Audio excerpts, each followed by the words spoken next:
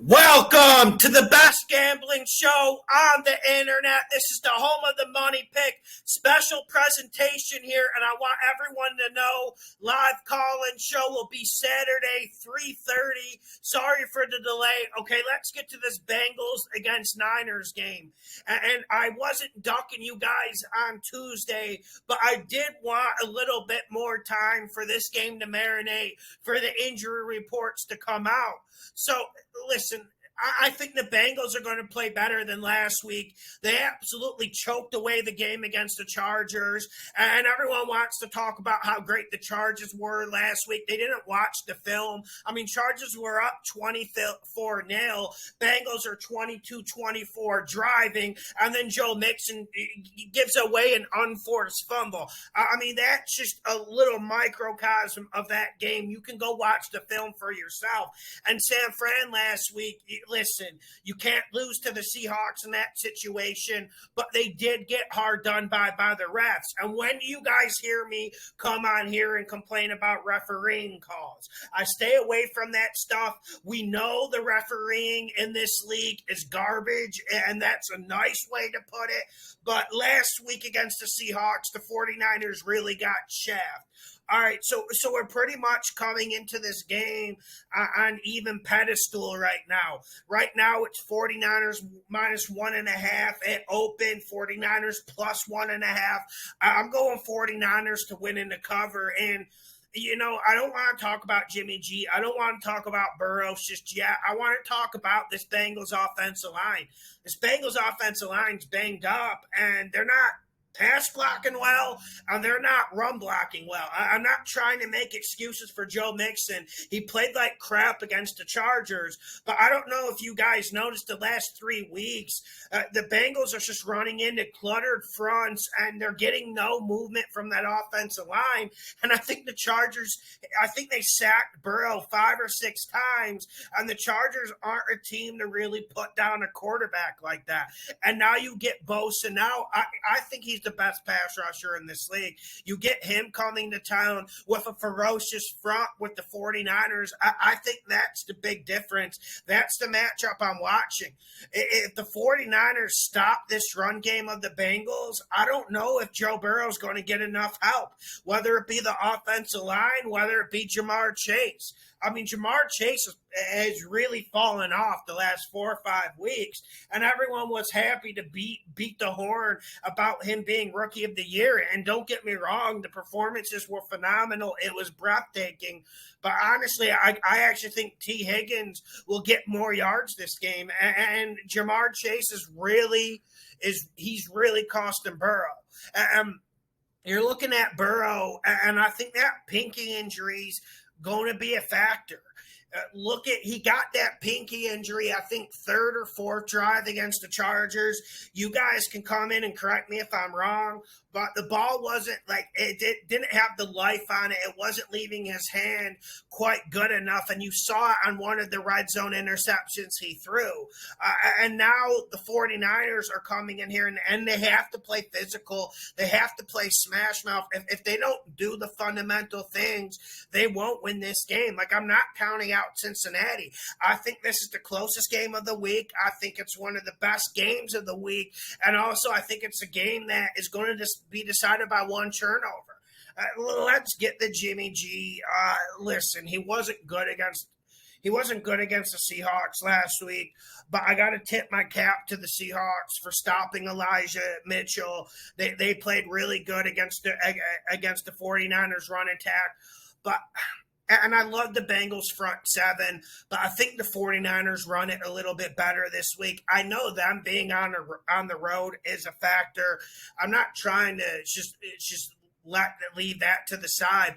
I do think it's a factor in this game, but the 49ers, I think they start fast with this run game, and they get the play action going. And one thing that has really bothered me about Cincinnati, speaking of play action, their play action pass has kind of been non-existent in the last 3 weeks. I mean, we know the Bengals got hot and they were beating up teams. They beat up the Browns. Hallelujah. Yeah, that's great. But Baker Mayfield's not coming to town this week, and Jimmy G gives you a little bit more. And Jimmy G, here's the thing. If he drops back more than 30 times this game, the 49ers are going to lose. You saw what happened against Seattle. You saw how that absolutely turned into an avalanche of pressure on the whole team when Jimmy G is forced to throw it. They avoid that this game.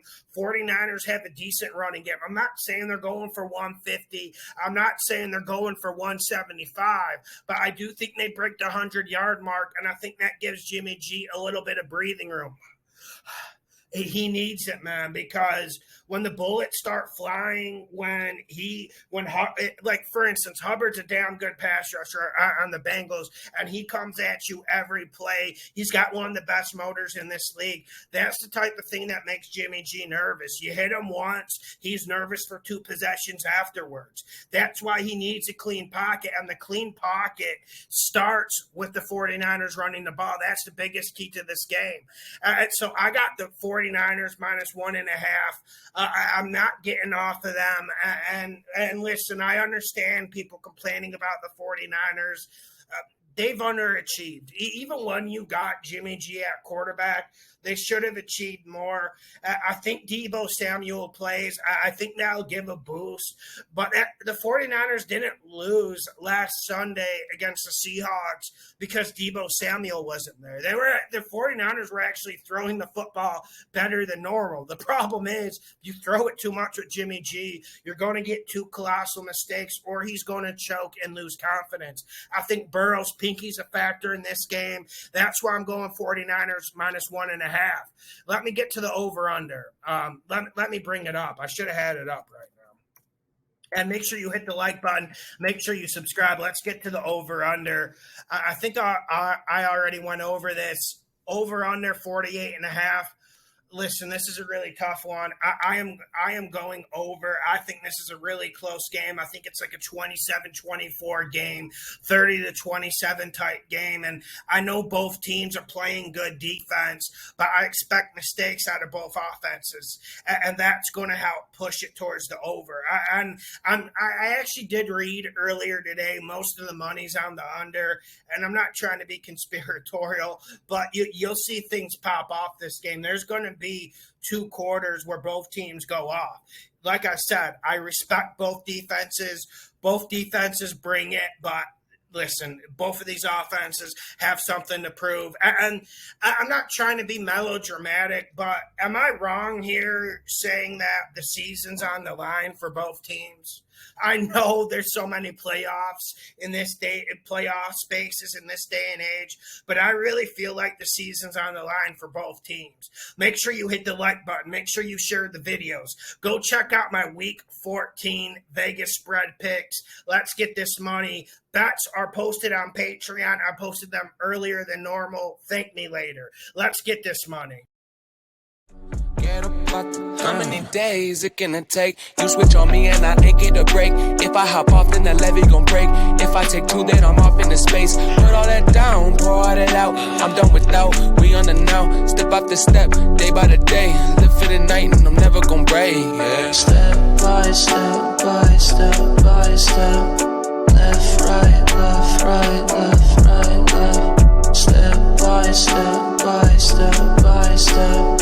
Left, right, left, right, left, right, left. Moving forward on the glory, up and onward, write the story. Little further, I can see it. We will be there before you know. This life can get you down, down, down. Just keep yourself around, round, round.